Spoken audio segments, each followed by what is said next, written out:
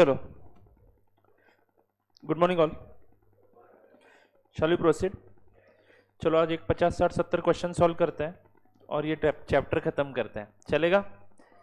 Yes, अभी नई theory कुछ नहीं पढ़नी है, डायरेक्टली क्वेश्चन सॉल्व करने हैं और इन कंसेप्ट्स को और अच्छे से समझना है।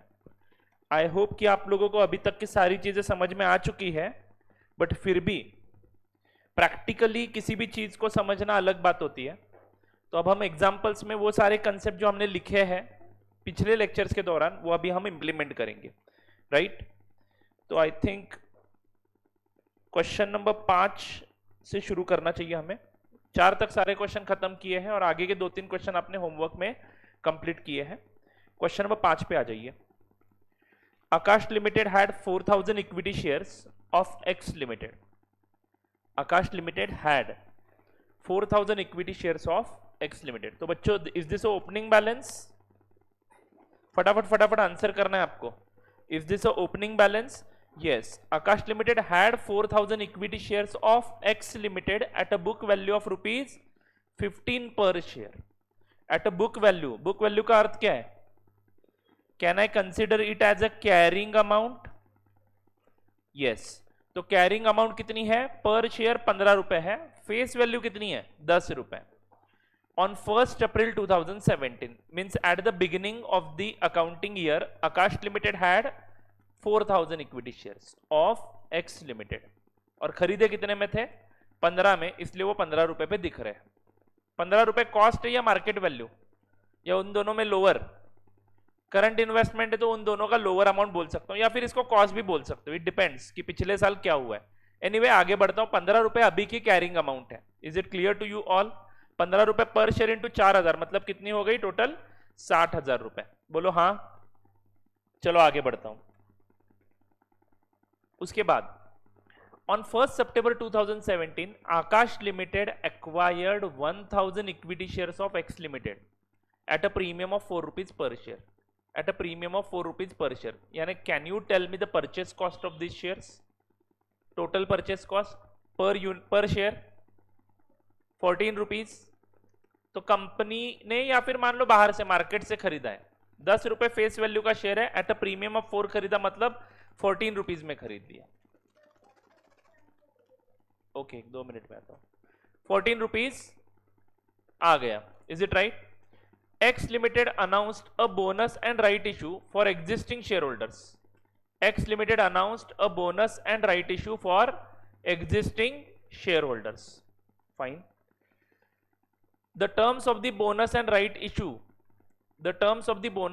issue were, एक मिनट बच्चों, पहले ये ट्रांजैक्शन क्लियर करवाते हैं। ऑन 1 सितंबर 2017 1000 नए शेयर्स खरीदे 14 रुपए पर शेयर में। उसके बाद एक्स लिमिटेड ने यानी कंपनी ने अनाउंस किया क्या?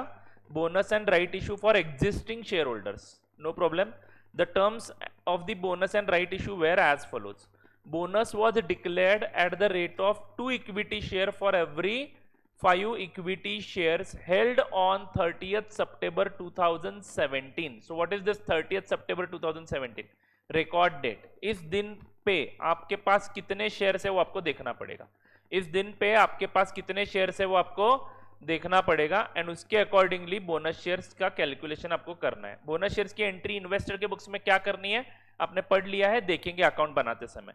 Right shares are to be issued to the existing share holders on 1st December 2017। तो बच्चों ये कौन सा डेट है? राइट शेयर्स का रिकॉर्ड डेट है। The company issued 2 right shares for every 7 shares held at 25% premium. मतलब राइट शेयर का इशू प्राइस कितना है? 25% प्रीमियम पे है। What is your face value? 10 rupees. उसमें 25% प्रीमियम ऐड करवा दो, कितना आता है? 12.5। तो 12.50 में आपने शेयर्स इशू करवाए हैं। 12.50 में आपने शेयर्स इशू करवाए हैं, बराबर है ना? Right shares. Fine. No dividend was payable on these shares. These मतलब कौन से? Bonus shares and right shares both. The whole sum being payable on 31st December 2017। यानी राइट शेयर अगर आप एक्सरसाइज करना चाहते हो तो आपको पैसा कब पे करना पड़ेगा? 31 दिसंबर 2017 को, यानी एंट्री 31 दिसंबर 2017 को होगी। राइट शेयर्स खरीदने की. Is it clear to you all? Existing share holders were entitled to transfer their rights to outsiders either wholly or in part. तो आपको जितने भी राइट शेयर्स मिलने वाले हैं उसमें से थोड़े राइट्स आप लोग खरीद सकते हो और थोड़े बाहर के लोगों को ट्रांसफर भी कर सकते हो.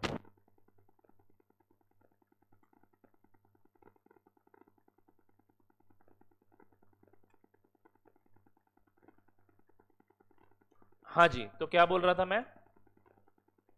एग्जिस्टिंग राइट शेयर जो आपको मिल रहा है वो एक तो आप खुद खरीद सकते हो या फिर ट्रांसफर भी कर सकते हो. सारे के सारे आप खरीद सकते हो, बराबर है ना? इसका अर्थ समझ में आ रहा है? Existing share holders were entitled to transfer their rights to outsiders either wholly or in part. Either wholly or in part. Fine. Akash limited exercised its option under the issue for 50% of its entitlement and sold the remaining rights for rupees 8 per share. तो 50% entitlement उसने खरीदे और 50% rights बेच दिए 8 रुपए पर share के हिसाब से. Okay. Dividend for the year ended 31st March 17 at the rate of 20% was declared by the company and received by Akash Limited on 20th January. On 1st February 2018, Akash Limited sold half of its shareholding at a premium of rupees 4 per share. तो कुछ shares बेच दिए, आधे जितने portfolio में shares है उसमें से आधे बेच दिए. And the market price on 31st March 2018 was rupees 13 per share. तो बच्चों मार्केट प्राइस 13 रुपए पर शेयर है. You are required to prepare investment account of Akash Limited for the year ended 31st March 18 and determine the value of shares held on that date, assuming the investment as a current investment. Consider average cost basis for ascertainment of cost for equity shares sold.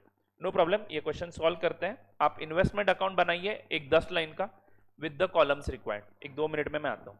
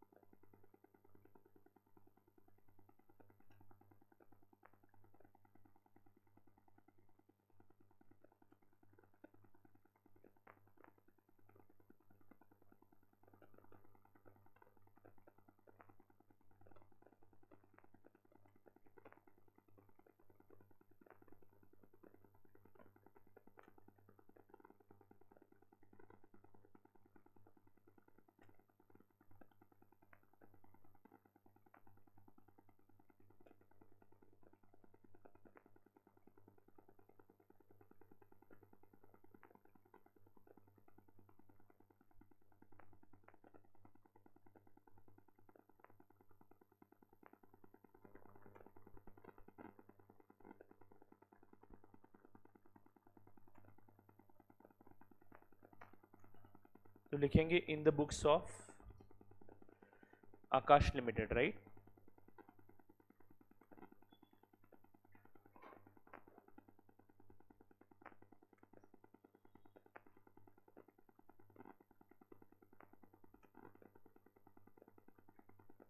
Akash limited investment account.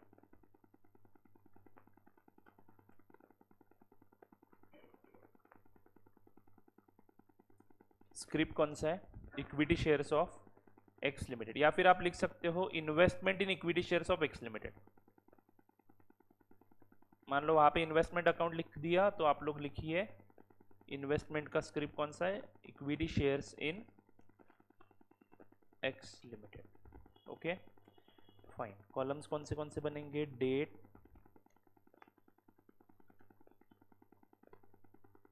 Particulars, उसके बाद number of securities, then dividend, इस बार dividend भी है question में, तो dividend का column बनाना पड़ेगा। And last column is amount, date, particulars, number of securities, dividend and amount।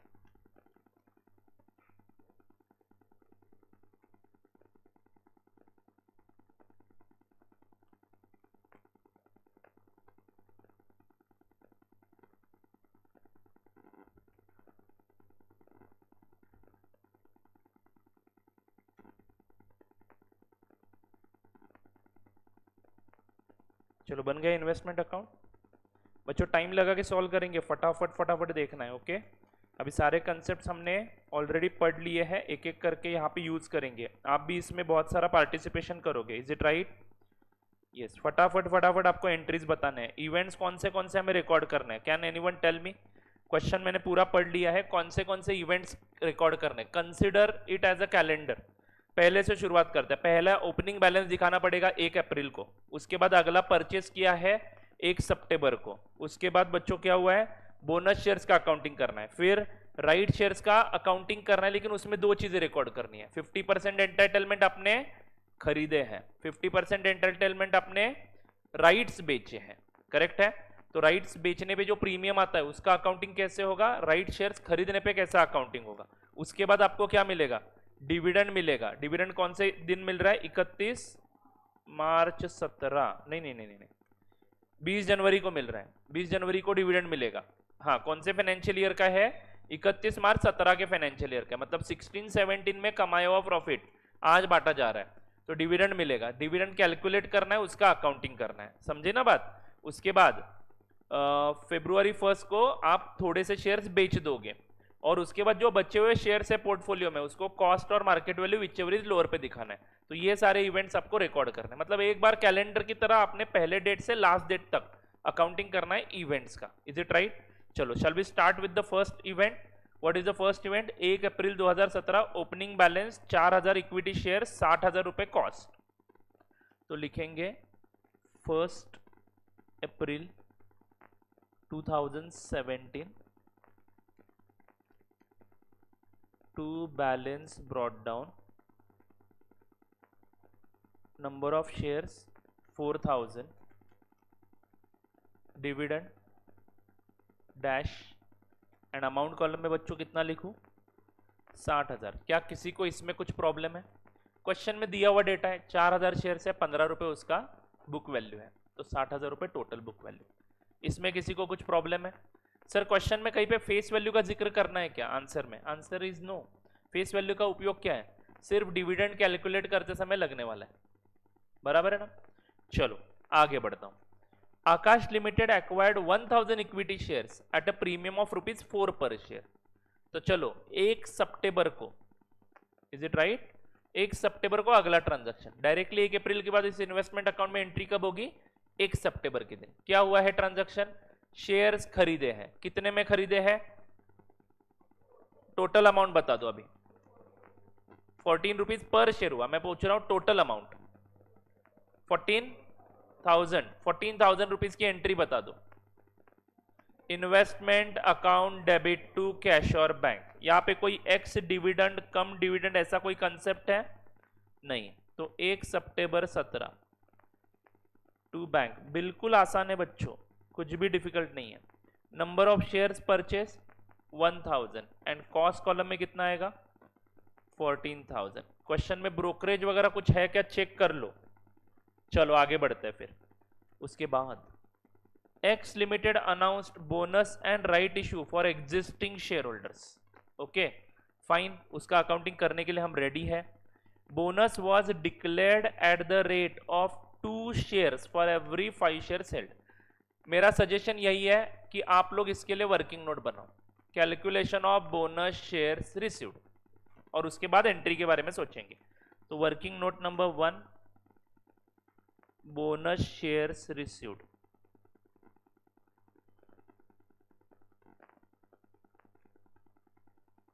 ठीक है, उसमें सबसे पहले लिखेंगे record date, what is record date? 30th September 17।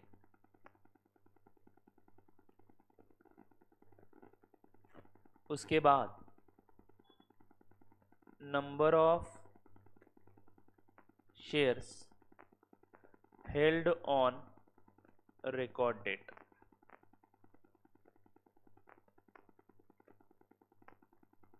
number of shares held on record date. Can anyone tell me? 6,000, sorry 5,000, पहले के 4,000। 30 सितंबर के दिन आपके पास कितने शेयर्स हैं उसका जरा मुझे ब्रेकअप बताओ। 4,000 आप पहले से होल्ड करते आए हो और 1,000 आपने इस फाइनेंशियल ईयर में खरीदे।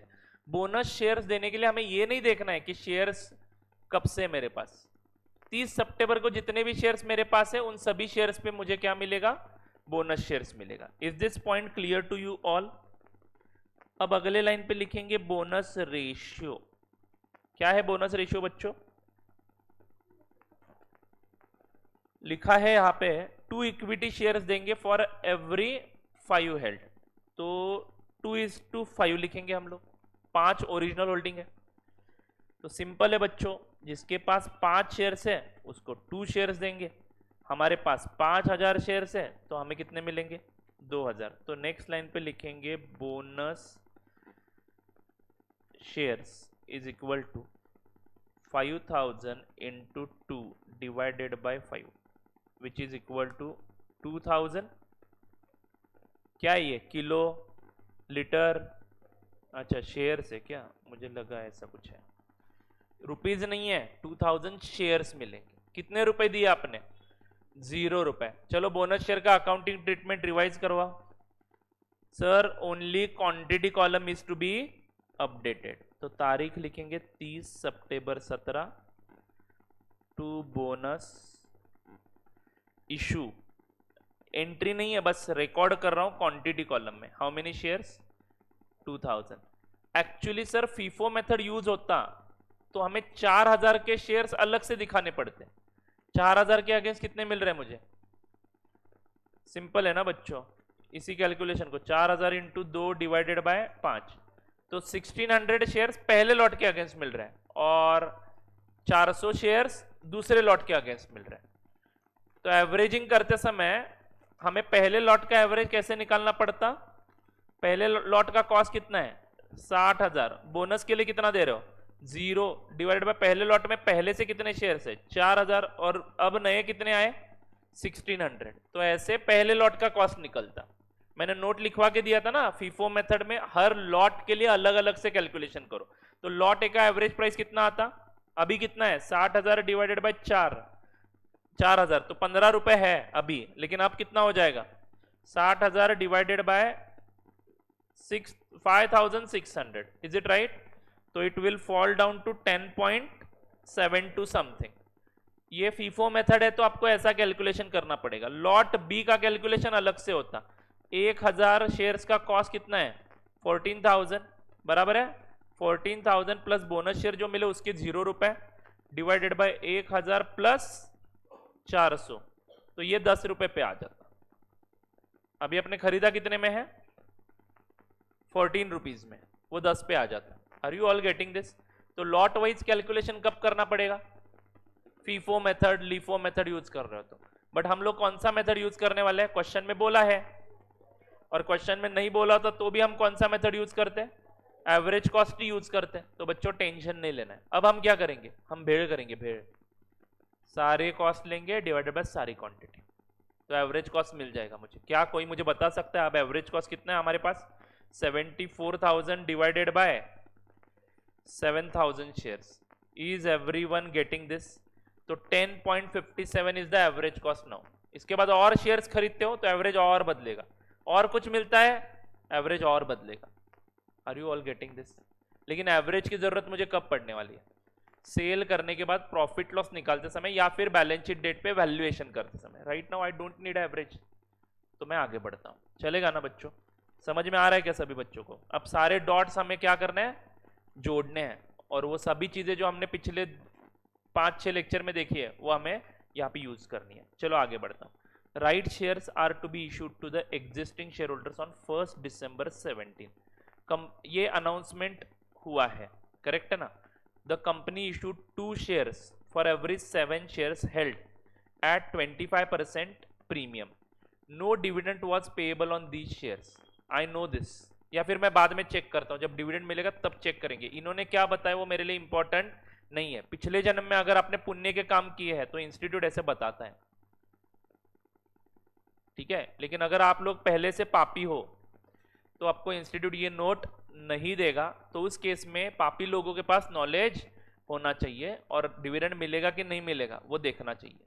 अब यहाँ पे आसान हो गया, इनफैक्ट ये बताना नहीं चाहिए था, मजाक खराब कर दिया सब। एनीवे जान दो, हमें क्या करना है, आगे बढ़ता हूं। The whole sum being payable on 31 December 17। ये किसके रिगार्ड्स में बोला जा रहा है? जो राइट शेयर्स खरीदने वाले उसका पेमेंट आपको 31 दिसंबर को करना है, यानी हमें 31 दिसंबर को अकाउंटिंग करना है। Is it right? तो हमें पहले कैलकुलेशन करना पड़ेगा कि भाई हमें राइट शेयर्स मिलने कितने वाले हैं। तो राइट शेयर्स का रिकॉर्ड डेट क्या है? Right shares are to be issued to the existing share holders on 1 December 17। क्या आप मुझे बता सकते हो 1 December 17 के दिन आपके पास कितने शेयर्स हैं? कितने हैं? 7000 शेयर्स है। और 7 शेयर्स अगर आपके पास है तो आपको कितने मिलेंगे? 2 मिलेंगे। आपके पास 7000 है तो कितने राइट शेयर्स एंटाइटल हो जाएंगे? 2000 राइट शेयर्स एंटाइटल हो जाएंगे। Is it simple? तो यही वर्किंग नोट हमें बनानी है, calculation of right shares, working note number 2।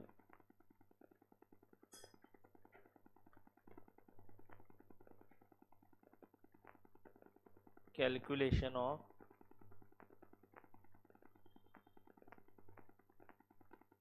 Right shares, calculation of right shares. Okay, लिखूंगा number of shares held on record date. थोड़ा सा और शॉर्टकट मारता हूं। रिकॉर्ड डेट कौन सा है हमारा? 1 December 17। Number of shares held on record date, बोलिए जी बच्चों। 7000। Is it right? Fine.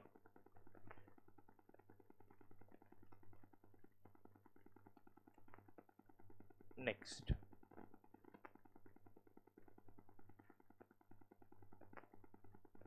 Right shares entitled. Entitled मतलब मिलने कितने वाले हैं। अर्थ चाहिए तो लिख के रखो। एंटाइटल्ड मतलब आपका हक है, ये खरीदे नहीं है, आपको मिलेंगे कितने राइट शेयर्स। तो सिंपल है, 7 शेयर्स अगर आपके पास है तो 2 राइट मिलेंगे, बराबर है। मेरे पास तो 7000 शेयर्स है तो मुझे कितने राइट मिलेंगे? यहाँ पे ही कैलकुलेशन दिखाता हूँ। 7000 इंटू 2 डिवाइडेड बाय 7, करेक्ट है क्या बच्चों? तो कितने आते हैं? 2000। Is it simple my friends? चलो इसकी एंट्री बता सकते हैं या इसके आगे भी पढ़ना पड़ेगा? इसके आगे भी पढ़ना पड़ेगा। Existing share holders were entitled to transfer their rights to outsiders either wholly or in part. इसका सेंटेंस का अर्थ समझ में आया? ये पूरे के पूरे 2000 में किसी दूसरे को बेच सकता हूं या इसमें से पार्ट भी बेच सकता हूं। इसने क्या किया वो देखना जरूरी है। Akash limited exercised its option under the issue for 50% of its entitlement. तो नेक्स्ट लाइन पे लिखेंगे right shares purchased, how many? 1000 and remaining rights are sold for ₹8 per share। Rights sold लिखता हूं, राइट शेयर्स मत लिखना। क्या लिखना है? Rights sold 1000, right sold at the rate of ₹8 पर राइट 1000। ओके, समझा रहे बच्चों? अभी हमें 2 ट्रांजैक्शंस का अकाउंटिंग करना है। पहला ये right shares purchased. Can you tell me what will be the journal entry of this? Investment account debit to bank account. 1000 shares खरीदे कितने में है? 25% प्रीमियम पे, यानी 12.50 ना। 10 रुपए पे 25% प्रीमियम, 10 रुपए फेस वैल्यू है, इंटू 25% प्लस इक्वल टू 12.50। तो बोलो बच्चों एंट्री क्या होगी? Investment account debit to bank account. ये पैसा पे करने का अंतिम तारीख है 31 दिसंबर 17 to bank. How many shares are purchased? 1000।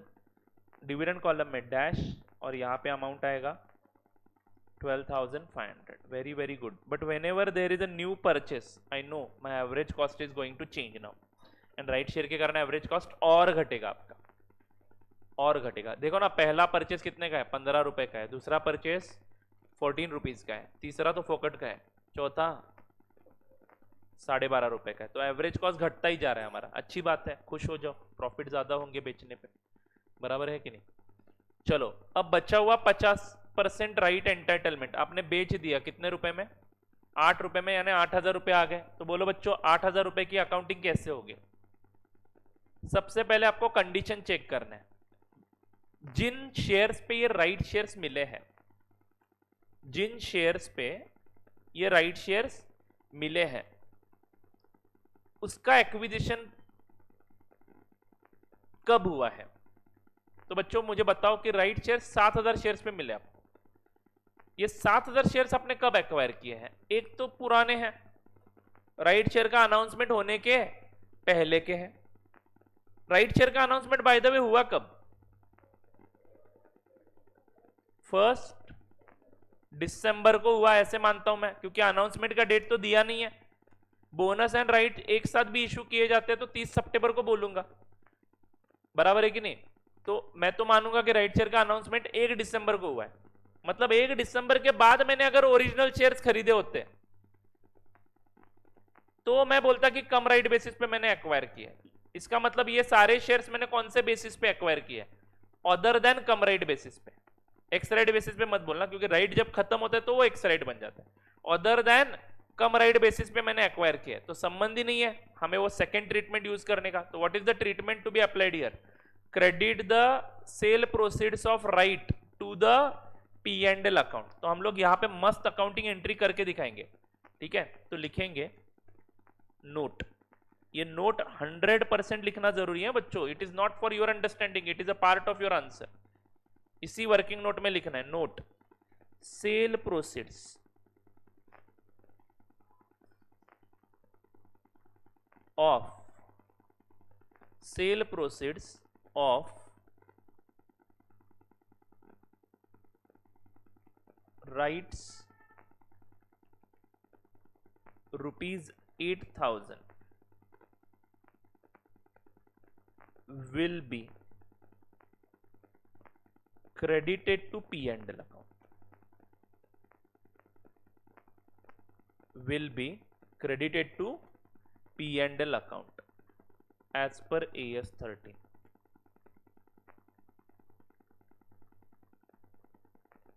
Journal entry for my understanding. आपको ये जर्नल एंट्री एग्जाम में लिखनी नहीं है, ये माय अंडरस्टैंडिंग के लिए मैं लिख रहा हूँ। क्या एंट्री होगी बोलो जरा बच्चों? Bank account debit 8,000 to sale proceeds of right, ठीक है? या फिर premium on sale of right, ऐसा भी लिख सकते हो, premium on sale of right. And later on one more entry और टू पास, नंबर 2 वाली। अरे बच्चों डायरेक्टली पी एंड एल लिखोगे तो कैसे पता चलेगा कि इनकम कौन सा हुआ? पी एंड एल के क्रेडिट में जाके क्या लिखोगे? By bank. नहीं, मतलब यहां पे लिखोगे bank to P and L, और पी एंड एल के क्रेडिट में जाके लिखोगे बाय सेल ऑफ राइट। मैं दोनों एंट्री बता रहा हूं ना, लिख लो। कंबाइन एंट्री है bank to P and L. दूसरी एंट्री क्या होगी? सेल प्रोसीड्स ऑफ राइट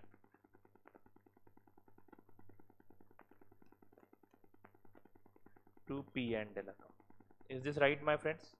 इन दोनों की कंबाइन एंट्री देखते हो तो हाँ ठीक है, आपका बराबर था, bank account debit to P and L. But हमें ऐसी एंट्री पास करनी होती है, 2 एंट्री पास करनी पड़ेगी, अदरवाइज पी एंड एल के क्रेडिट में दिखेगा बाय बैंक। क्या ये कहाँ से आया पैसा, समझेगा नहीं? तो इससे तो अच्छा है कि मतलब आप पी एंड एल ऐसा बना दो। एक्सपेंस की भी एंट्री क्या करते हो आप? Expense to bank and later on P and L to expense, वो भी डायरेक्टली मारो ना, P and L to bank. मतलब पी एंड एल कैसे दिखेगा? To bank to bank to bank by bank by bank by bank, profit भी निकलेगा अच्छे से, बट समझ में नहीं आएगा कि किस चीज के लिए पैसे पे किए। तो ये पार्किंग अकाउंट बीच में डालना जरूरी है। चलो आगे बढ़ता हूं। आई होप आगे से आप लोग बस ये नोट लिखोगे, एंट्री लिखने की जरूरत नहीं है। Shall we proceed. चलो कहां तक पहुंचे हमने? बोनस का अकाउंटिंग किया, राइट का अकाउंटिंग किया, बराबर है। राइट प्रीमियम, हाँ जो मेन इंपॉर्टेंट डिस्कशन है वो रह गया। इसका इंपैक्ट हमारे ऊपर वाले अकाउंट पे होगा क्या? कहीं इस एंट्री में आपको डिविडेंड अकाउंट दिखा? हमने कौन से अकाउंट बनाए हैं ऊपर? Investment account and dividend account, दोनों के दोनों अकाउंट यहां पे एग्जिस्ट नहीं करते हैं, इसीलिए ये नोट लिखना जरूरी। गलती से इंस्टीट्यूट को लगना नहीं चाहिए कि आपने ये गलती से छोड़ा है। You have to prove them कि मुझे ये पता है इसलिए मैं P&L को भेज रहा हूं। नहीं तो आप इसका कुछ नोट भी नहीं लिखते हो तो भी आपका आंसर बराबर आएगा, बट आपके मार्क कटेंगे for this note. You have to write this note. Sale proceeds of right of rupees 8,000 will be credited to P&L as per AS 13. बात खत्म। ओके जी, ओके जी। चलो आगे बढ़ते हैं। अगला transaction, dividend for the year ended 31 मार्च 17। पढ़ूंगा मैं 31 मार्च 17, लेकिन समझूंगा मैं 16-17 के प्रॉफिट्स, बराबर है ना। जिस ईयर एंड का डिविडेंड है मतलब 16-17 का प्रॉफिट है ये, at the rate of 20% was declared by the company and received by Akash limited. आपको मिल ही गया डायरेक्टली, कौन से तारीख को? 20 जनवरी 2018 को। तो मुझे पता है कि 20 जनवरी 2018 को मेरा इन्वेस्टमेंट अकाउंट तो क्रेडिट होगा, 20 जनवरी 2018। बैंक अकाउंट डेबिट होगा, मुझे इतना पता है। अमाउंट कितना आएगा? अभी आपके पास शेयर्स कौन से देख लो बच्चों। सबसे पहले आपके पास 4000 शेयर्स थे जो 1 अप्रैल के पहले से थे। ये कब खरीदे आपने शेयर्स? 4000 शेयर्स। डेट नहीं बता सकते हम लोग, 3 साल पहले खरीदे हो सकते, 4 साल पहले खरीदे हो सकते, डेट नहीं बता सकते। तो हम ये मानेंगे कि हमारे पास पहले से थे। ओके, उसके बाद 1000 शेयर्स आपने और खरीद लिए, कौन से तारीख को? कौन से तारीख को? 1 सितंबर 17 को, सही बोल रहा हूं मैं। उसके बाद 2000 शेयर्स बोनस में मिले 2 सितंबर 30 सितंबर 17, और फिर 2000 शेयर्स नहीं 1000 राइट शेयर्स खरीदे। जो राइट बेचे उस पर तो मुझे डिविडेंड नहीं मिलेगा, ये पक्का पता है। 1000 राइट शेयर्स मैंने कब खरीद लिए? 31 दिसंबर 17। बोनस डिविडेंड का अनाउंसमेंट कब हुआ है? अब यहां पे दिया नहीं है कि डिविडेंड डिक्लेयर कब किया है, डायरेक्टली क्या बोला है कि 20 जनवरी 2018 को डिविडेंड मिला आपको। तो मैं ऐसा मान रहा हूं कि इसी दिन डिक्लेयर किया और इसी दिन पे कर दिया, तो 20 जनवरी 2018 ही रिकॉर्ड डेट मानेंगे। मैंने आपको एक नोट लिख के दिया था, whenever record date is missing from your question you have to assume 20 January 2018 as a record date. तो बच्चों डिविडेंड देने के वक्त कंपनी क्या देखेगी? आपके 20 जनवरी के दिन कितने शेयर्स। तो how many shares you were holding on 20 January 18? 8000 shares थे। तो 8000 शेयर्स पे डिविडेंड मिलेगा क्या? 8000 शेयर्स पे डिविडेंड मिलेगा क्या? रिकॉर्ड डेट का अर्थ क्या है? whoever is holding shares on that day, उस बंदे को डिविडेंड मिलेगा। आप कितने शेयर्स होल्ड कर रहे हो 20 जनवरी के दिन? 8000। तो आपको 8000 शेयर्स पे डिविडेंड मिलेगा क्या? यस और नो? नो। व्हाई? बिकॉज ये शेयर्स पैदा कब हुए हैं? 17-18 में। तो कंपनी बोलेगी ये उस वक्त पैदा ही नहीं हुए थे, तो इनके ऊपर डिविडेंड देने का संबंध क्या है? Are you all getting this? तो ये चीज आपको ध्यान में रखनी है। तो बच्चों ये शेयर्स पैदा कब हुए हैं? नहीं ना, आपने 17-18 में ही खरीदे। लेकिन सर पैदा तो ये पहले कभी जब कंपनी ने फर्स्ट टाइम इशू किए थे तब हुए होंगे। ये बोनस शेयर मतलब नए शेयर्स कंपनी इशू कर रही है, राइट शेयर्स मतलब नए शेयर्स कंपनी इशू कर रही है। ये मैंने खरीदे इस साल में है, बट थे कब से? Long back. किसके पास थे? किसी दूसरे बंदे के पास थे। इसका डिविडेंड किसको मिलेगा? आपको मिलेगा, क्योंकि रिकॉर्ड डेट पे किसके पास है? ये आपके पास है। Are you getting it? But बच्चों शेयर्स अपने खरीदे कब है? 17-18 में। और डिविडेंड कौन से साल का मिल रहा है? 16-17 का, तो ये कौन सा डिविडेंड हुआ आपके लिए? Pre acquisition dividend. क्या झंझट है यार, दिमाग घूम रहा है। सिंपल है, बोनस शेयर्स राइट शेयर्स पे डिविडेंड नहीं मिलेगा, छोड़ दो उसके बारे में बोलना। 1000 शेयर्स पे डिविडेंड मिलेगा, बट वो कौन सा डिविडेंड कहलाएंगे? प्री एक्विजिशन डिविडेंड, क्योंकि हमने एक्वायर कब किया है? 17-18 में, और डिविडेंड कौन सा दिया जा रहा है? 16-17 का। मतलब मेरे पास जब शेयर्स नहीं थे तब का डिविडेंड मुझे मिल रहा है। How lucky I am. नहीं नलायक, तू गंडलाइस, you have paid the amount earlier. तुम्हारा इन्वेस्टमेंट अकाउंट ज्यादा दिख रहा है, जहां इन्वेस्टमेंट को क्रेडिट कर। ज्यादा खुश होने की जरूरत नहीं है। मनी मन में ऐसे बोल रहा हूं, आपको इन्वेस्टमेंट ऐसा ट्रीटमेंट क्यों बनाया वो मैं आपको समझा रहा हूं। Okay fine. और ये 4000 शेयर का कोई दिक्कत ही नहीं है। ये 16-17 में थे क्या आपके पास? यस, तो उसके ऊपर तो हकदार हूं मैं डिविडेंड का। अरे बोलो, समझ में आ रहा है क्या? तो हमें वर्किंग नोट ही ऐसा बनाना है। इंस्टीट्यूट ऐसा वर्किंग नोट नहीं बनाता है।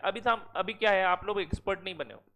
धीरे धीरे एक्सपर्ट बनोगे तो इंस्टीट्यूट की तरह डायरेक्टली वर्किंग नोट बना दो। 5000 शेयर्स पे डिविडेंड मिलेगा, जिसमें से 4000 का डिविडेंड अकाउंट को क्रेडिट होगा, 1000 का इन्वेस्टमेंट अकाउंट को क्रेडिट होगा। लेकिन आपको समझ में क्यों आ रहा है? क्योंकि मैंने एक्सप्लेन किया है।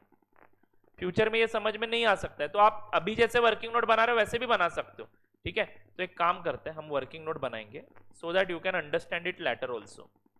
ठीक है, working note number 3, dividend accounting.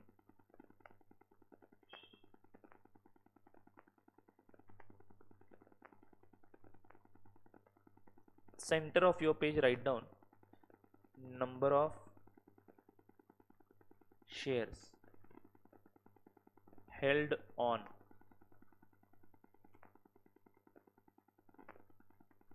record date, bracket में रिकॉर्ड डेट में एज्यूम्ड लिखता हूं 20 जनवरी 18। Is it right? अरे बच्चों बोलो, हाँ। लिखिए कितने हैं? अभी अभी बोला ना आपने, 4 + 1 5 7 8000 शेयर्स। सही है। इसको हम चार पार्ट्स में बांटेंगे।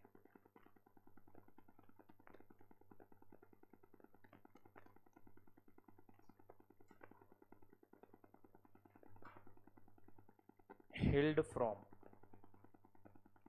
लास्ट ईयर, कितने शेयर चाहिए? 4000। परचेस्ड इन 17-18, ये कितने हैं? 1000। Bonus issued in 17-18, rights purchased in 17-18।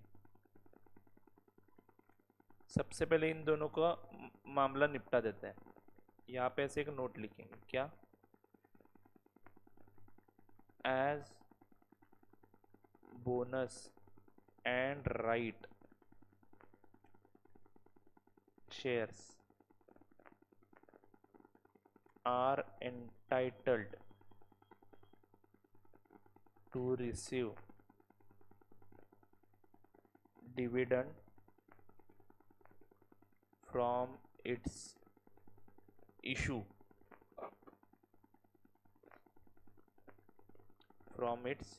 date.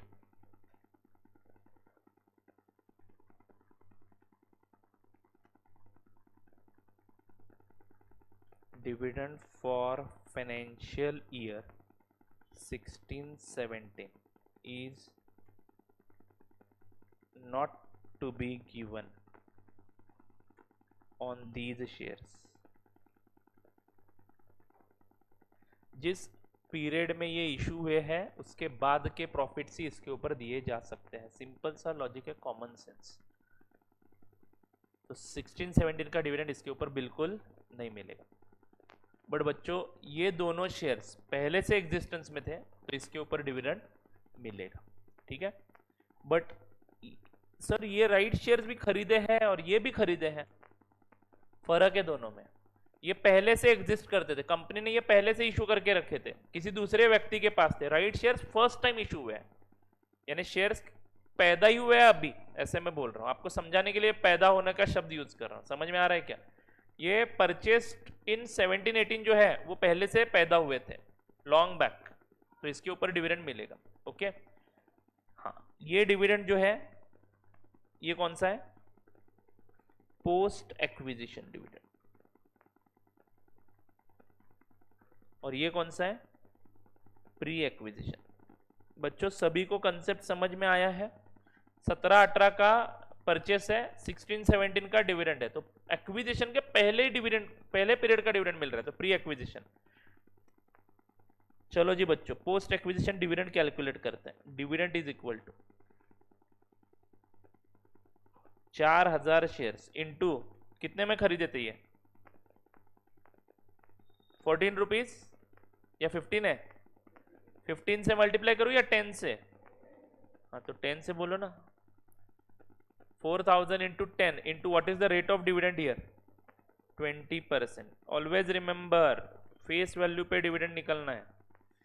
4000 into 10 into 20%, तो इट कम्स टू 8000 रुपीज। और यहां पे dividend is equal to 1000 shares into 10 into 20%। Is it 2000? Fine. तो बच्चे बताएंगे इसका treatment. Credit to dividend account, and dividend से होके वो P&L में जाएगा, and this is credit to investment account. तो चलो बच्चे बताएंगे इसकी जर्नल एंट्री। मैं पहला पार्ट आसान कर देता हूं आपका। बैंक अकाउंट डेबिट 10,000, चलो मेरा काम 50% हो गया। To dividend account, how much? 8,000। To investment account, how much? 2000। ये जेमू है, एग्जाम में लिखने की जरूरत नहीं है। ओके, तो चलो जी, bank account debit 10,000, to dividend, to investment. तो यहां पे लिखूंगा by bank. Number of shares के कॉलम में डैश, डिविडेंड कॉलम में 8,000 एंड इन्वेस्टमेंट कॉलम में 2,000। आसान है कि नहीं? क्या है इसमें? कुछ भी नहीं।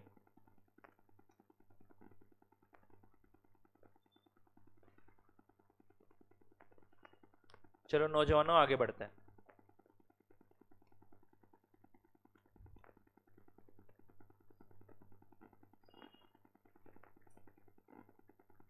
नेक्स्ट,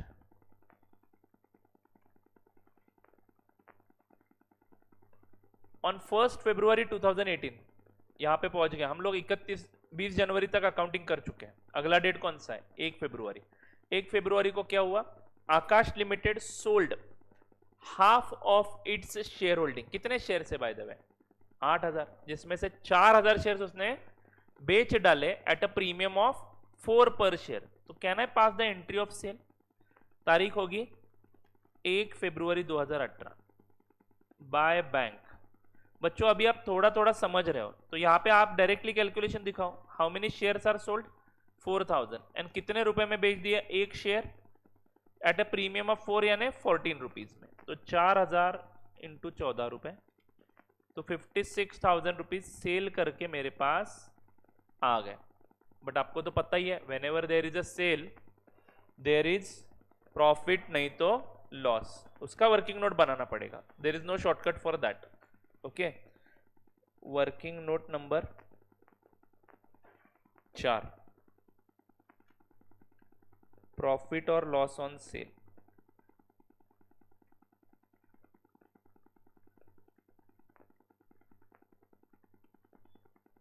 ठीक है, point number A, sale value. Right hand side 2 columns बनाते हैं बच्चों, rupees rupees. Point number A, sale value Can anyone tell me what is the sale value here?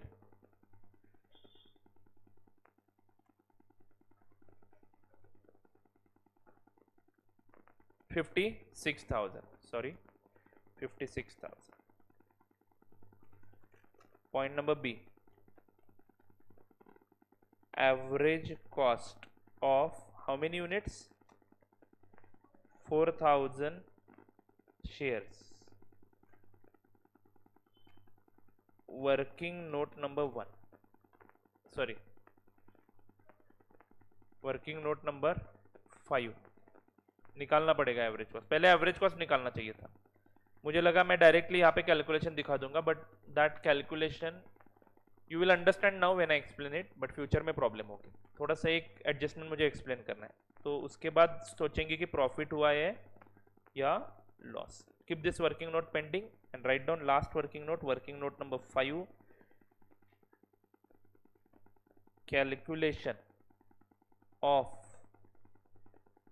Average cost. तारीख बोलो, ऑन 1 फरवरी 2018. ठीक है. Number of shares and rupees का column बनाएंगे. Point number ए,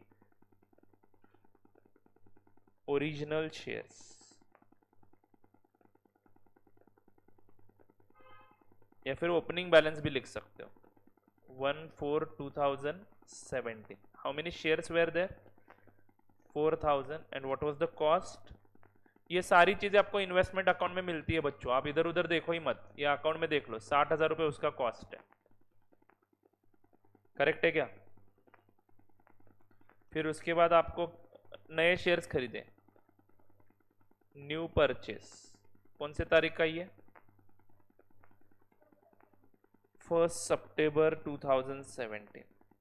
कितने शेयर्स? 1000 शेयर्स. कितने में खरीदे? 14,000. फिर बच्चों आपको मिला बोनस शेयर. कितने मिले बोनस शेयर? 2000. अमाउंट में बिल्कुल जीरो लिख देंगे, बट क्वांटिटी बढ़ेगा ना. उसके बाद point number D, right shares. 2000 shares आपने खरीदे, सॉरी 1000 खरीदे 12.5 रुपए के हिसाब से ना, 12,500. करेक्ट है कि नहीं? तो यहाँ पे बस आपकी खरीदी यहाँ पे बंद हो गई. Is it right? इसके बाद डायरेक्टली बेचा ही है, लेकिन एक डिविडेंड मिला आपको जो इन्वेस्टमेंट अकाउंट को क्रेडिट किया है. तो एक काम करते हैं, इसका पहले सब टोटल लेते हैं. मैं शेयर्स का टोटल बताता हूं, आप अमाउंट का बता दो. क्या है, किसी का उधार रखने की आदत नहीं है, इसलिए मैं थोड़ा थोड़ा काम करता रहता हूं. ठीक है. 8,86,500. Is it right? तो अभी एवरेज निकाल के देखता हूं, तो इट इज समथिंग 10.81. बट बच्चों एक चीज आपको समझ में आनी चाहिए, जो डिविडेंड मिला आपको कौन से शेयर्स पे? इन शेयर्स के ऊपर, न्यू परचेस ऑन 1917 के ऊपर, वो आप लोग रिकवरी ऑफ कॉस्ट की जैसा मान रहे हो. इन्वेस्टमेंट अकाउंट को क्रेडिट किया मतलब क्या किया? आपकी कॉस्ट उतनी रिकवर हुई, इसलिए आपने इन्वेस्टमेंट कम कर दिया कॉस्ट. तो जो बच्चों इन्वेस्टमेंट के कॉस्ट से कम करोगे वो आपको लेस करना पड़ेगा. यहां से लेस प्री एक्विजिशन डिविडेंड. बहुत ही इंपॉर्टेंट एडजस्टमेंट है. हाँ, ये है, याद रखना. कितने रुपए माइनस होंगे? 2000 ना. Is it right my friends? Sir ये वहां से माइनस कर दो. चलो जाओ, 14,000 में से 2000 माइनस कर दो. चलेगा क्या? टोटल पे क्या इंपैक्ट होगा? 2000 से टोटल घटेगा ही ना, तो ज्यादा लोड क्यों ले रहे हो? नहीं, मतलब बच्चों का क्या होता है, सर ये इसके अगेंस्ट मिला है ना, तो यहीं से माइनस कर देते, तो इसका ही कॉस्ट 12,000 लिख देते. चलता बच्चों, हमारा final calculation will be same और नॉट. अरे बोलो ना नलायको. Point number G, net cost. इसको बोलते हैं नेट कॉस्ट. 8,000 शेयर्स हमें बाय द वे पड़े कितने में फिर? 86,500 minus 2,000, 84,500. Therefore average cost per share is equal to 84,500 divided by 8,000। 10 point पूरा नंबर लिखना 5625। Is this right? Average cost यहां पे लिखूंगा मैं 4,000 शेयर्स का। मैंने बेचे कितने हैं? 4,000, और एक का कॉस्ट कितना है? 10.5625। अरे बच्चों समझ में आता है क्या? तो ये अमाउंट आ जाएगा 42,250। 56,000 में से गए 42,250 का कॉस्ट, तो 13,750 का फायदा हुआ, जिसकी एंट्री होगी investment account debit to P and L account. Working note का रेफरेंस जरा बता दो प्लीज। 4 तारीख होगी 1 February 18। How much? Number of shares column में डैश, डिविडेंड कॉलम में डैश, अमाउंट कॉलम में 13,750। Investment account debit to bank ये एंट्री होती है, ये भूलना नहीं है। Is this right my friends? अरे बच्चों बोलो ना। चलो आगे बढ़ता हूं। वर्किंग नोट नंबर 6 बनाने की जरूरत है क्या? जरा देखो। What is the market value? 13 रुपए, और हमारा एवरेज कॉस्ट कितना है? अभी आ गए ना हम 31 मार्च पे, तो लास्ट सब्सिक्वेंट रिकॉग्निशन करने वाले हम लोग। हमारी इन्वेस्टमेंट करंट है या लॉन्ग टर्म है? करंट है। तो what is the rule? Cost or market value whichever is lower. Cost is how much? 10.56 and market value is 13 रुपए, तो कॉस्ट पे ही दिखेगा इन्वेस्टमेंट। लिखेंगे वर्किंग नोट नंबर 6। डायरेक्टली यहां पे लिखता हूं, सिंस कॉस्ट रुपीज 10.5625। सर यही कैसे कॉस्ट आया? ये तो 1 फरवरी का कॉस्ट है, 31 मार्च का अलग होगा। क्या 1 फरवरी के बाद कोई नया परचेस हुआ है? होता तो कॉस्ट बदलता। 4,000 शेयर्स की वैल्यू होती 10.5625 के हिसाब से, और मान लो नया परचेस आपने किया होता 15 रुपए के हिसाब से, तो नए शेयर का कॉस्ट इस कॉस्ट में ऐड कर देता, डिवाइडेड बाय 4,000 प्लस नए शेयर्स कर देता। बट ऐसा सीन यहां पे नहीं है। 4,000 शेयर्स की कॉस्ट, अभी जो मेरे पास 4,000 शेयर्स है उसकी कॉस्ट इसी रेट से मैं निकालूंगा, प्लस नई वाली कॉस्ट उसमें ऐड कर दूंगा, डिवाइडेड बाय 4,000 प्लस नए वाले shares will be the new cost, will be the new cost. But यहाँ पे ऐसा कोई सीन नहीं है, तो मैं यही कॉस्ट 31 मार्च को है ऐसे, और यही है। मानना क्या है? यही कॉस्ट है। आपके एक शेयर का भाव कितना है? 10.5625, और आपके पास है कितने? 4,000 शेयर्स, तो टोटल कॉस्ट आप निकाल सकोगे। Since cost rupees 10.5625 lower than fair value rupees 13 है ना, investments are to be valued at cost which is equal to 4,000 shares बचे मेरे पास इंटू 10.5625, 42,250। और आप मुझे बताओगे क्या आपका इन्वेस्टमेंट अकाउंट अब टैली होगा या बैलेंसिंग फिगर आएगा? टैली होगा, टैली। तो हम एक काम करते हैं, इन्वेस्टमेंट अकाउंट को क्लोज कर डालते हैं।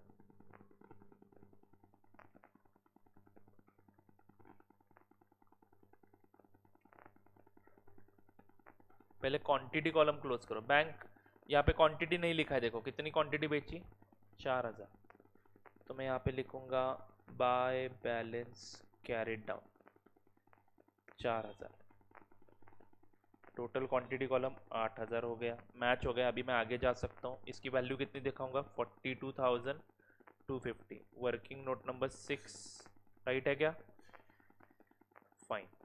डिविडेंड कॉलम में डैश। यहाँ पे ऐसा कोई एक्रूअल का अकाउंटिंग वगैरह नहीं होगा जैसे डिबेंचर के केस में होता था।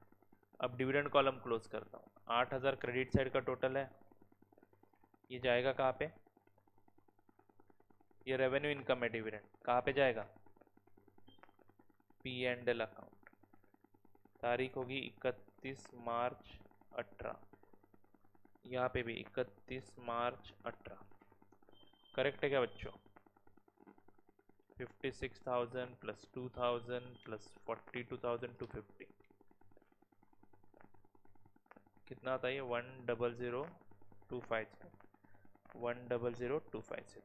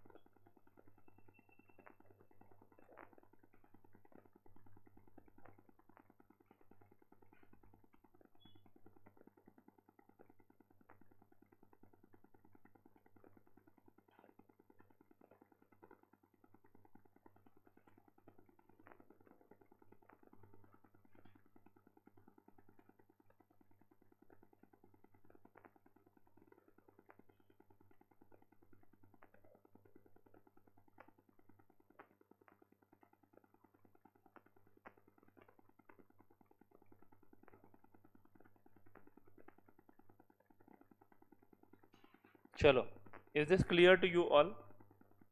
चलो आगे बढ़ते हैं।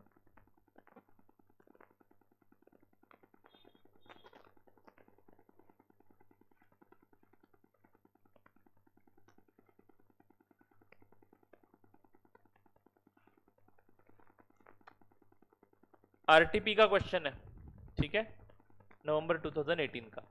Question number 5 on page number लिखा होगा आपने 11। आप लिखते कैसे हो बाय द वे?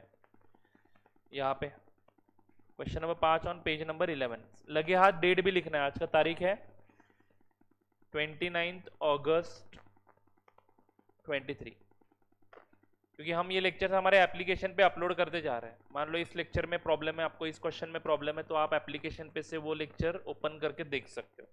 तो डेट भी लिखने की आदत डाल दो, ओके।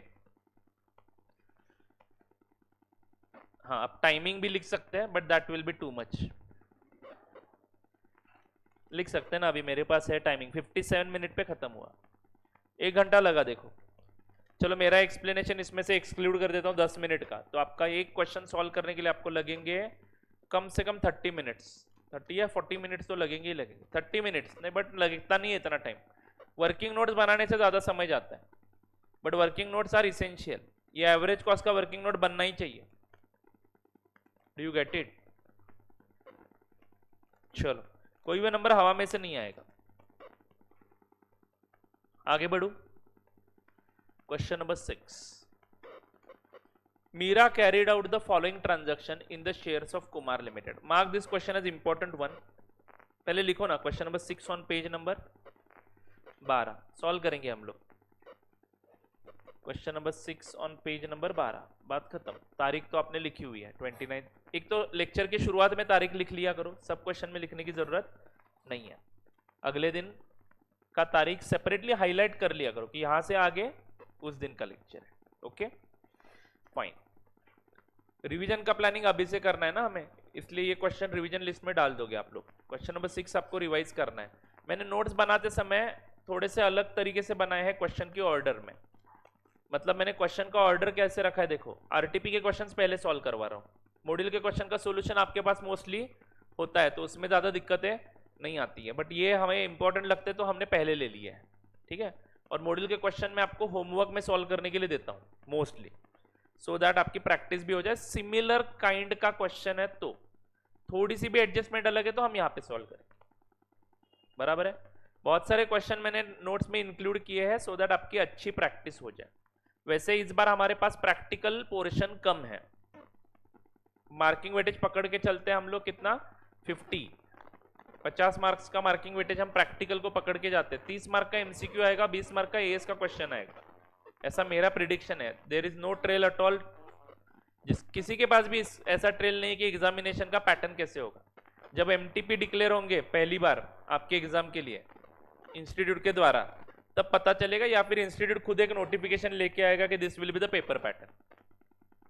दो ही सिचुएशन में हमें पता चलेगा, एक तो इंस्टीट्यूट खुद आएगा नोटिफिकेशन लेके कि ये पेपर पैटर्न होगा, नहीं तो पहला एमटीपी जब जारी होगा इंस्टीट्यूट के द्वारा तब हमें पता चलेगा कि हाँ ये पेपर पैटर्न है।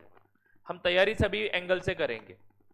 मुझे लगता है कि 30 मार्क का एमसीक्यू पूरा एएस बेस्ड आएगा, 50 मार्क के प्रैक्टिकल क्वेश्चन आएंगे, 80 हो गए, और 20 मार्क का जो एएस का क्वेश्चन पहले वाले जमाने में आता था डिस्क्रिप्टिव, वैसे आएंगे। यानी एएस एक 50 मार्क कैरी करेंगे और आपके प्रैक्टिकल चैप्टर्स 50 मार्क। तो अगर हमें अकाउंट्स में अच्छे नंबर्स लाने हैं तो हमारा जो कंफर्ट जोन है वो कौन सा था, प्रैक्टिकल पार्ट। तो इस 50 में हम रिस्क नहीं ले सकते, तो इसके जितने ज्यादा एग्जाम्पल्स हम कर सकते हैं उतने ज्यादा करो। और अच्छी बात यह है कि हमें ज्यादा डाइवर्स नहीं होना है। Are you getting it? अच्छी बात यह है कि एक 8 चैप्टर है, वो 8 एकदम पक्के करने हैं, उसमें रिस्क ही नहीं लेना है। तो आपकी 50 की प्रिपरेशन हो गई। देखो यहाँ पे हाफ बैटल इज ओवर। और एएस में 30 का तो एमसीक्यू है, तो एएस में ज्यादा लोड लेने की जरूरत नहीं है। हाँ, एमसीक्यू की तैयारी पूरी करेंगे। एएस पढ़ाते समय आप लोगों ने कहीं पे नहीं देखा होगा ऐसे एएस का प्रिपरेशन इस बार करवाना है हमें। सारी चीजें प्रॉपरली लिख के आनी है, ठीक है। एमसीक्यू के पॉइंट ऑफ व्यू से क्या क्वेश्चन है उसी वक्त हम डिस्कस करेंगे।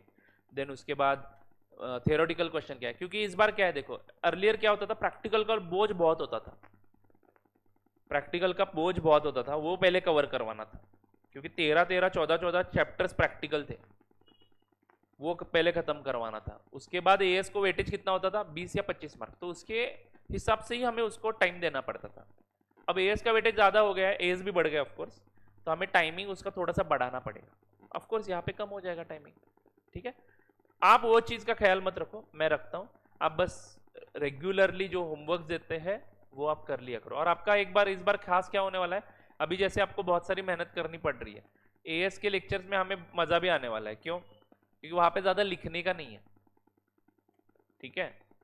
हाँ, जो एएस पढ़ाते समय लिखवाऊंगा वो जॉटिंग्स लिखने आपको, क्योंकि जॉटिंग्स आपको बाद में काम आएंगे रिवीजन करवाने के लिए। इजी लैंग्वेज में जॉटिंग्स बनाएंगे, लेकिन एएस की लैंग्वेज कैसे होती है वो देखेंगे हम लोग, ओके। और उसके बाद जो क्वेश्चन आंसर का जो सेशन रहेगा, उसमें सिंपल छोटे छोटे क्वेश्चन होते हैं क्यूट क्यूट से, वो पढ़ने हैं, उसका आंसर आप इमेजिन करोगे, मुझे बताओगे, बाद में आंसर यहाँ से पढ़ लेंगे, या फिर मैं बताऊंगा कि कैसे लिखना है, ठीक है। चलो जी, देखेंगे। अभी इसके बाद मैं आपको और एक प्रैक्टिकल चैप्टर पढ़ाने वाला हूँ, और फिर एएस की शुरुआत करेंगे हम लोग, ठीक है। चलो, शैल वी प्रोसीड। एक रूल बनाएंगे, 4-5 एएस एक प्रैक्टिकल चैप्टर, 4-5 एएस एक प्रैक्टिकल चैप्टर। एक साथ सारे एएस लूंगा तो बोर भी होगा, एक साथ सारे प्रैक्टिकल चैप्टर्स लूंगा तो सिलेबस फटाक से खत्म हो जाएगा, और बोलोगे कि इसके बाद थ्योरी ही पढ़नी है। नहीं, हम बैलेंस करेंगे, ओके फाइन। पढ़ू। Meera carried out following transaction in the shares of Kumar limited. On 1st April 2019, she purchased 40,000 equity shares of rupees 1, fully paid for rupees 60,000। यानी एक शेयर कितने का है, 1 रुपीज 50 पैसे का। तो ये 1 रुपी क्या है, फव है, ये क्या है, फेस वैल्यू, और ये क्या है 1.5 कॉस्ट है। बोलो हाँ। 1 अप्रैल 2019 को परचेस्ड है, परचेस्ड, फर्क है बच्चों, परचेस्ड है और इसके ऊपर डिविडेंड मिला तो कौन सा हो जाएगा।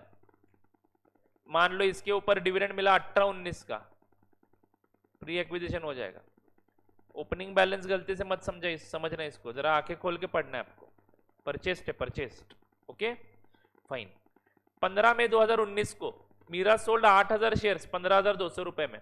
अच्छी बात है, प्रॉफिट लॉस निकालेंगे, आसान है। 1.50 कॉस्ट ऑलरेडी बताया मैंने।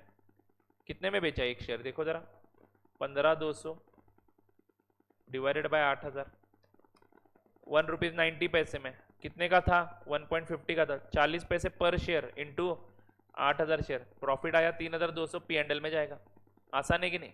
कितने बड़े हो गए, कितने होशियार हो गए, तो कैलकुलेटर पे सॉल्व करने लगे, वर्किंग नोट बनाने पड़ेंगे। Is it right?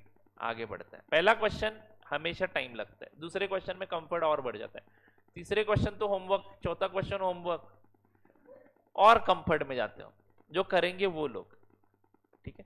होमवर्क मुझे इंटरेस्ट इसलिए नहीं दे रहा हूं मैंने नोट्स में बहुत सारे क्वेश्चन इंक्लूड किए हैं, जो ज्यादा वाले क्वेश्चन है वो आपसे होमवर्क करवा रहा हूं। कुछ क्लासेस में होमवर्क बुक करके अलग से दिया जाता है, क्लास वर्क करके अलग से दिया जाता है। मैंने जानबूझ के अलग अलग नहीं किया है, क्योंकि बच्चे होमवर्क बुक बोले तो पढ़ते ही नहीं है बाद में।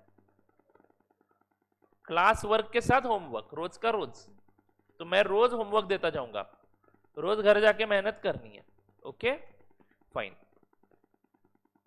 Eight a meeting on 15 June 2019, the company decided to make bonus issue of 1 fully paid share for every 4 shares held on 1st June 2019। तो बच्चों 15 जून 2019 को क्या डिसाइड हुआ, 15 जून 2019 को क्या डिसाइड हुआ, बोनस इशू करना है, 1 शेयर देना है 4 शेयर के बदले में। तारीख कौन सी होगी, 1 जून 2019। ये कौन सा रिकॉर्ड डेट है, अनाउंसमेंट कब हुआ, 15 जून को, लेकिन रिकॉर्ड डेट कौन सा है, 1 जून का। आपके पास 1 जून के दिन कितने शेयर्स थे,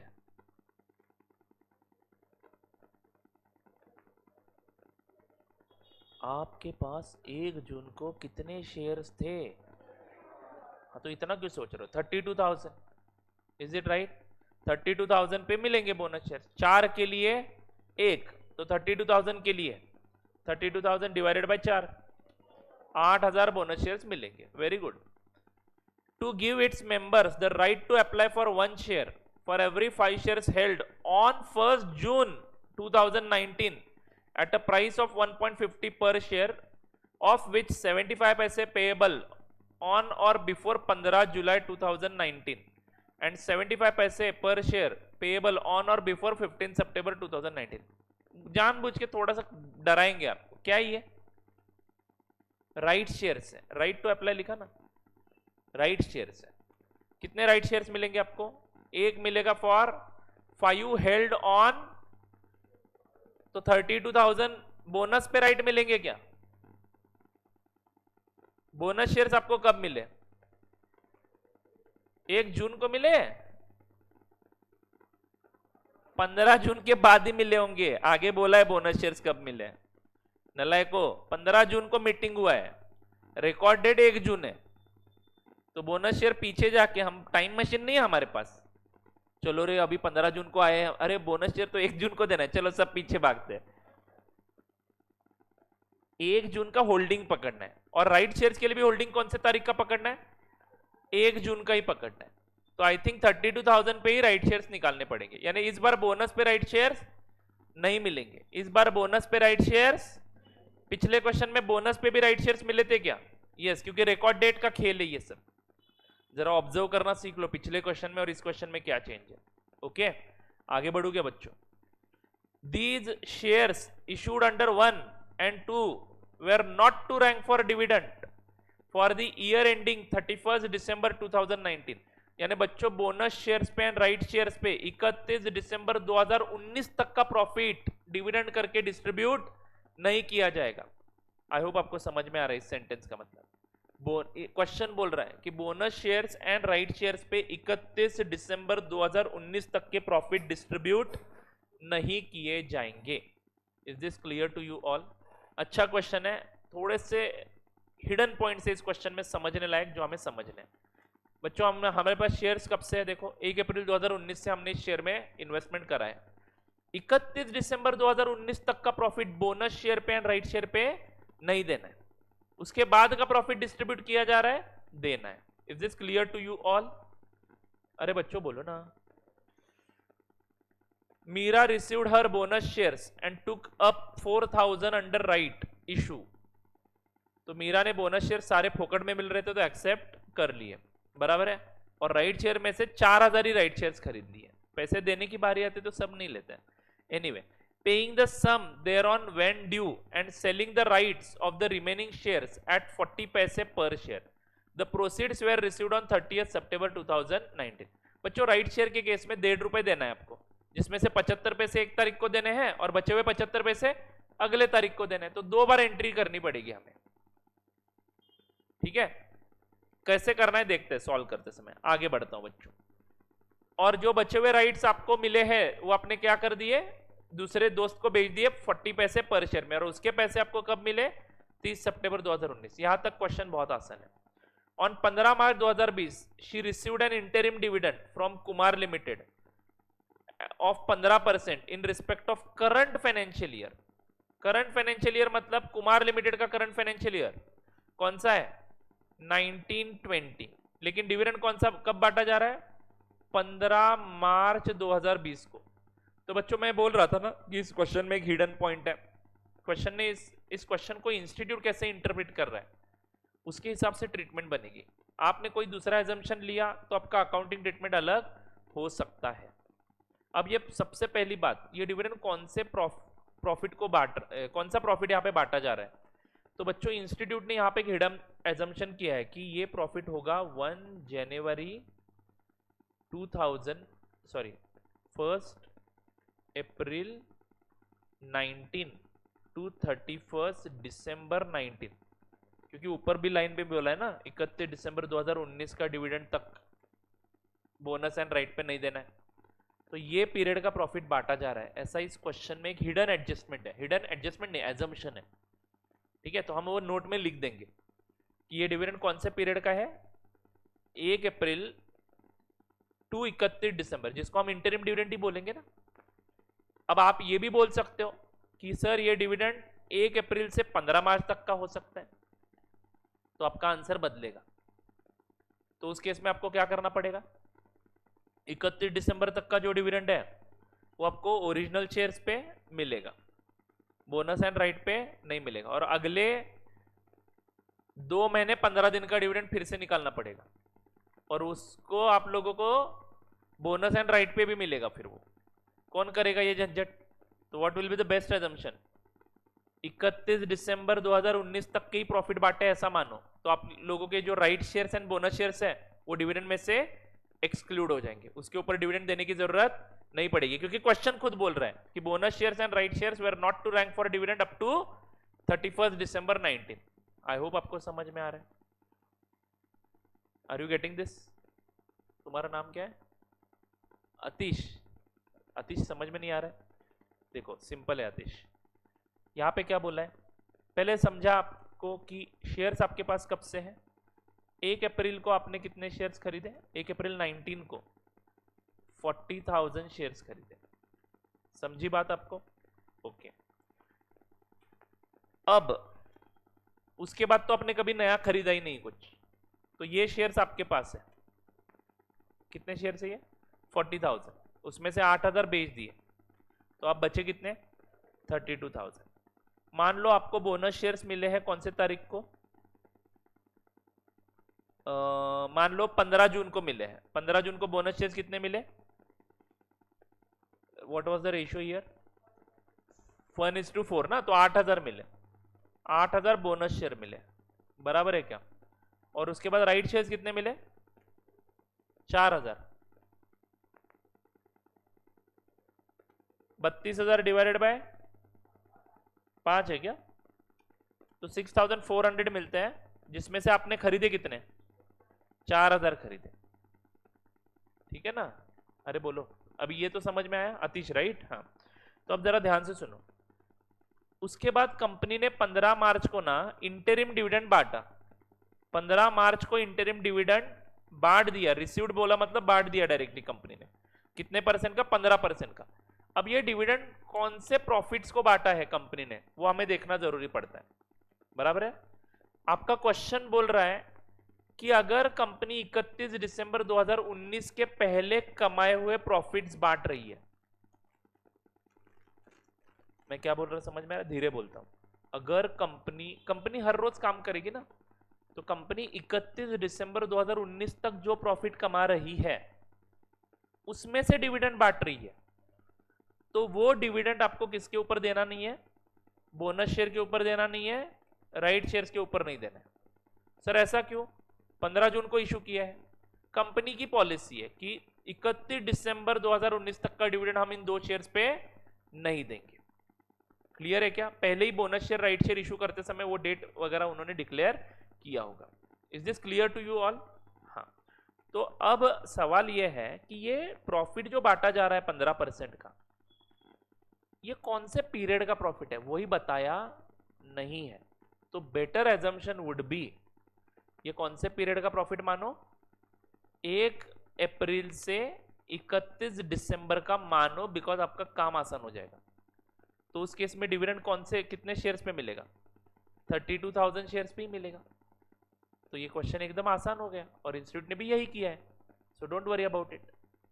ओके, लेकिन आप उल्टा करते हो, मान लो ये प्रॉफिट आप 31 दिसंबर का बाद का मानते हो, पूरा का पूरा बाद का मान के भी नहीं चलेगा, because it will be like 2.5 महीने का प्रॉफिट हो जाएगा फिर वो। समझे कि नहीं समझे? नहीं तो आप तीसरा एजम्पशन क्या कर सकते हो, 9 महीने 31 दिसंबर तक के और 2.5 महीने ये कौन से तारीख को बांटा? 15 मार्च तक के, 2.5 महीने ना, जनवरी फरवरी and 15 March.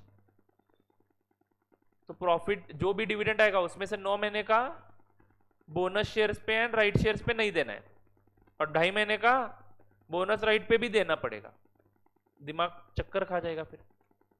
What will be the simplest assumption here? Up to 31 December मान लो, बात खत्म करो, क्योंकि क्वेश्चन भी आपको एक प्रकार का इंडिकेशन दे रहा है कि ये बोनस शेयर्स राइट शेयर्स पे नहीं देना है। Is this point clear to you all? तो हम लोग ऐसा लिखेंगे नोट में कि it is assume that company has declared dividend of 20% or whatever it is, 15% from the profit earned by the company for the period from 1st April 2019 to 31 December 19, ऐसा assumption लिखेंगे, बात खत्म। और इस एजम्पशन के कारण हमारा क्लियर क्या हो जाएगा कि बोनस पे एंड राइट पे डिविडेंड नहीं देना है, सिर्फ 32,000 शेयर्स पे देना है। Is this clear to you all?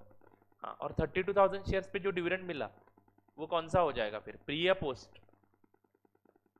उसके लिए आपको ये 32,000 शेयर्स खरीदे कब है वो देखना पड़ेगा। 1 अप्रैल 19 को खरीदे, और प्रॉफिट कौन सा है, 1 अप्रैल 19 के बाद का है, तो कौन सा हो जाएगा, पोस्ट। और आसान। अरे समझ में आ रहा है क्या? यस, आगे बढ़ू क्या? On 30th March 2020, she received rupees 28,000 from sale of 20,000 shares. You are required to record this transaction in the investment account in Mira's books for the year ending 31st March 2020, transferring any profit or losses of these to P&L account. Apply average cost basis. जैसे कि इन्होंने नहीं बताया होता तो मैं करता ही नहीं। एंड ये और देखो, expenses and taxes are to be ignored, जैसे कि अभी तक के सारे क्वेश्चन में मैं टैक्स इफेक्ट वगैरह इंक्लूड करके अकाउंटिंग कर रहा हूँ। पिछले जन्म में किए हुए पुण्य के काम इंस्टीट्यूट बता रहा है, बट अगर नहीं भी किए हैं तो हम लोग यही करते हैं। हम कहाँ पे टैक्स का इफेक्ट अभी तक डिस्कस कर रहे हैं, टैक्स में, अकाउंट्स में, क्योंकि शेयर्स बेचते हो तो नफा नुकसान होगा, नफा नुकसान होगा तो long term capital gain, short term capital gain, जिसके बारे में अभी आपको कुछ भी पता नहीं है। पता है सच में? अरे अभी अब इंटर का ही बैच चल रहा है ना, ग्रुप 1 का। टैक्स इतना पढ़ा है, सुना है सिर्फ, पता नहीं है। सिर्फ सुना है। सुनना एंड पता होना, इसमें जमीन आसमान का फर्क है, याद रखना। सिर्फ सुना है आपने, लॉन्ग टर्म कैपिटल गेन होता है, शॉर्ट टर्म। मैं भी अभी कभी कभार डरता हूं टैक्सेस से। आप कैसे कॉन्फिडेंस हो रहा, पता है। सबसे डेंजरस सब्जेक्ट है वो, याद रखना। चलो आगे बढ़ू क्या? हाँ, तो क्वेश्चन नंबर 6 का आंसर लिखना शुरू कर देते। In the books of Meera,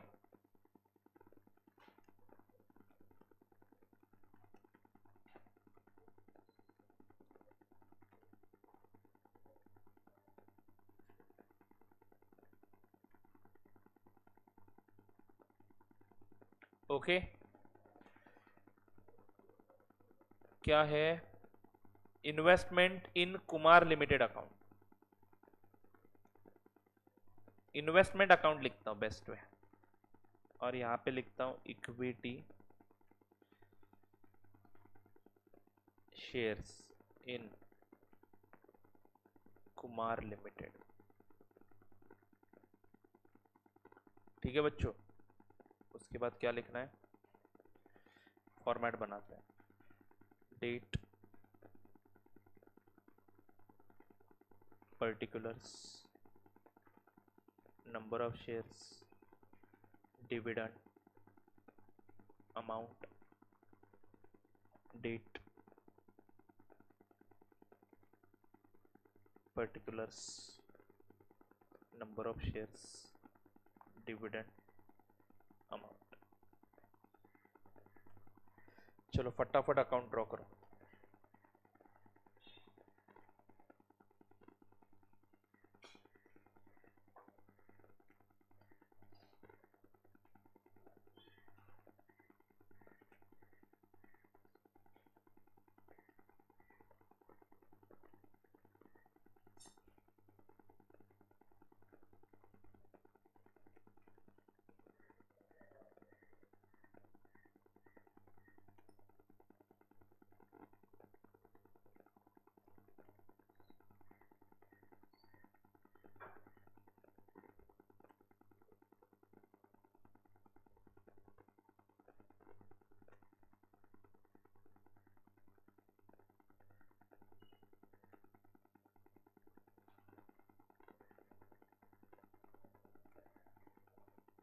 Shall we start?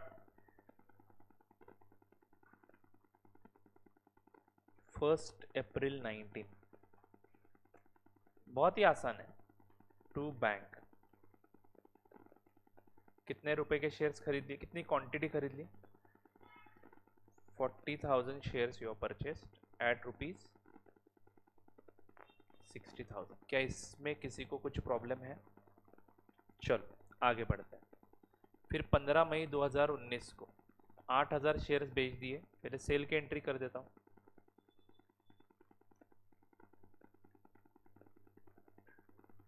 By bank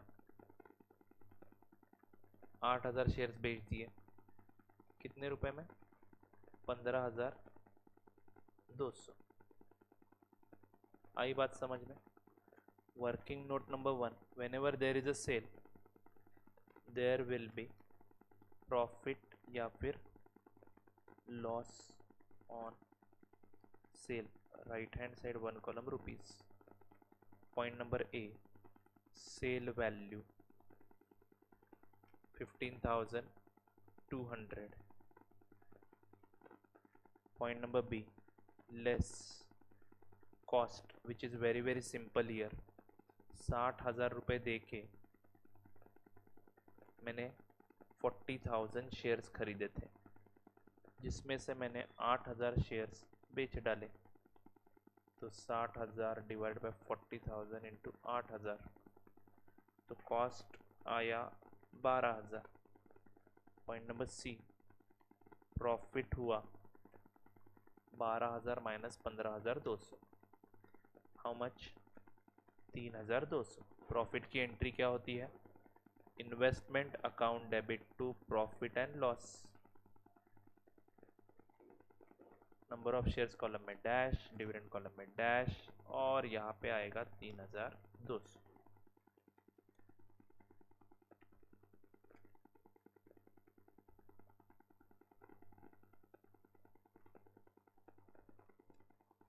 समझे गए रे बच्चों?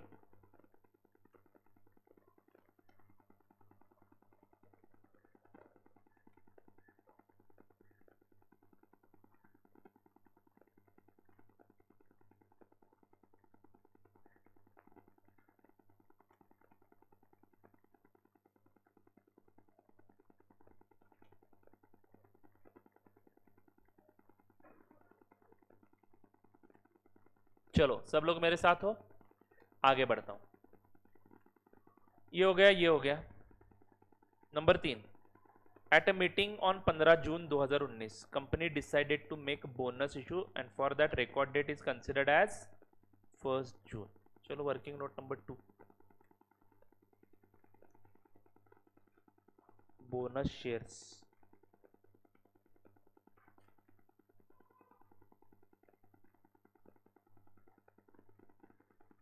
रिकॉर्ड डेट 1 जून 2019। Shares held 32,000। बच्चों समझ में आ रहा है क्या? 32,000। फाइन। उसके बाद एक्सचेंज रेशियो क्या है बोनस का? 1 शेयर फॉर 4 शेयर्स। तो रेशियो क्या है बोनस रेशियो? 1:4। तो सिंपल है, जिसके पास 4 है उसको एक बोनस शेयर मिलेगा। हमारे पास 32,000 शेयर है तो कितने मिलेंगे? तो नेक्स्ट लाइन पे लिखूंगा bonus shares is equal to 32,000 into 1 divided by 8, which is equal to 4,000। Divided by 4 है क्या? सॉरी 4, तो 8,000 आएगा।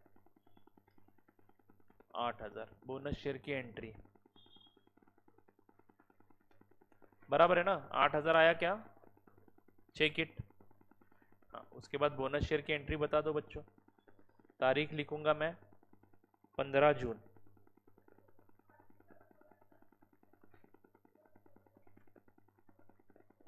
टू बोनस इशू,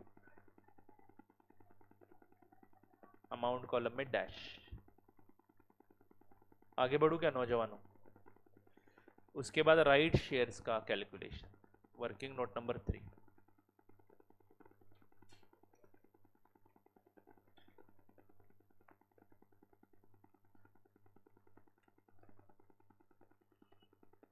लिखेंगे number of shares held on record date.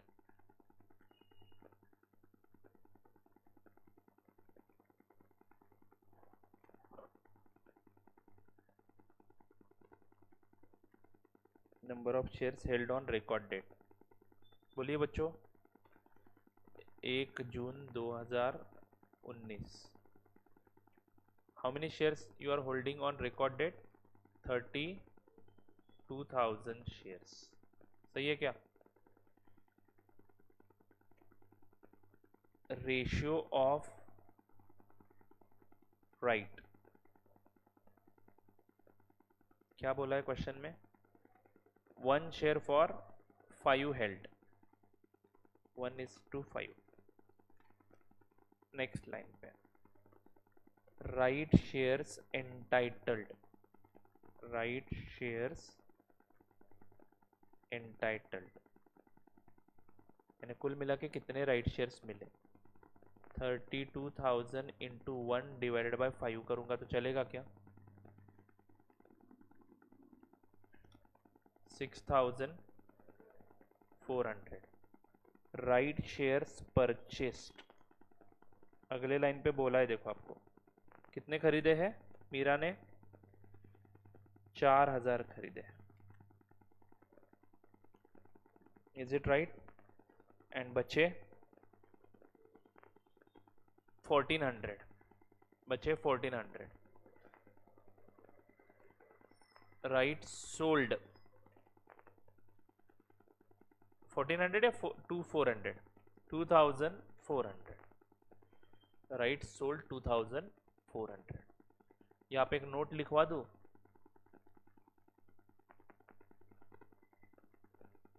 Premium received on sale of right rupees. कितना आता है बच्चों, जरा बताओ कितने रुपए में वो राइट बेच दिए? 75 पैसे में? नहीं नहीं नहीं, सॉरी 40 पैसे में। तो आप यहाँ पे कैलकुलेशन दिखाओ, 2,400 into 0.40, 960। 2,400 into 0.40,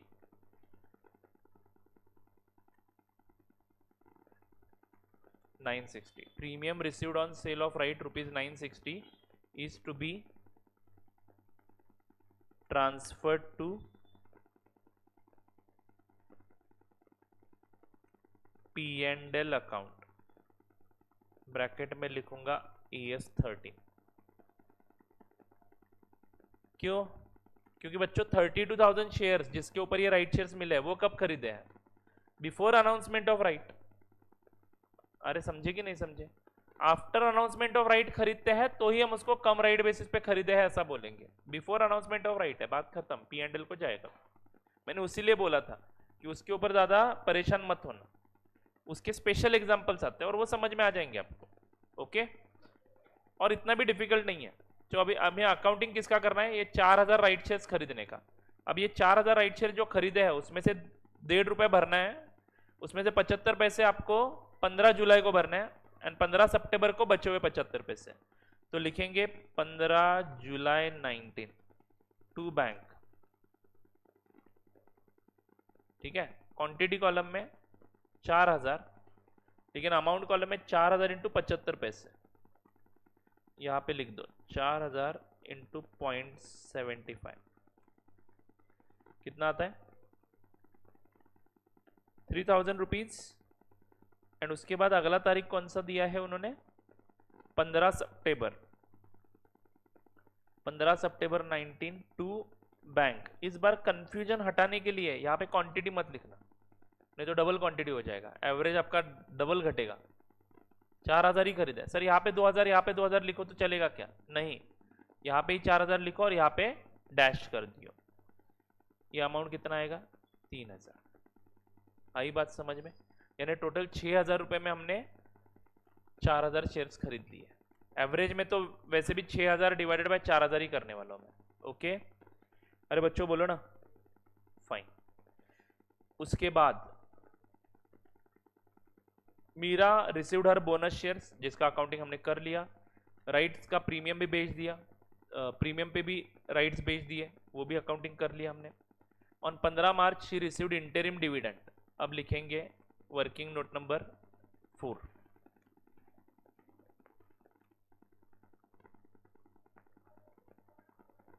calculation of dividend. पहले लिखना it is assumed that company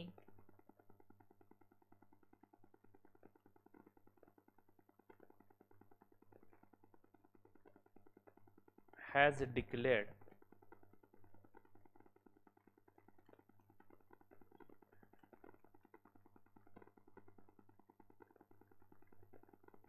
dividend from the profits earned by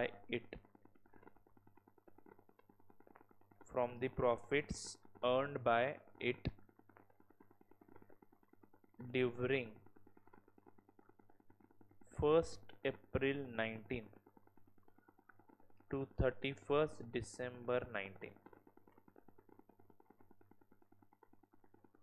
So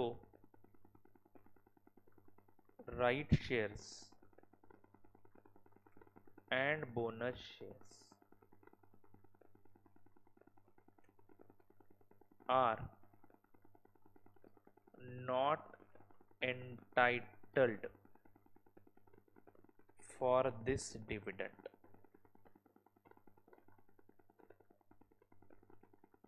Therefore, dividend is equal to, तो बच्चों बोलो कितने शेयर्स पे मिलेगा? 32,000 शेयर्स है हमारे पास, करेक्ट है क्या? 32,000 शेयर्स इंटू 20% है या 15% है?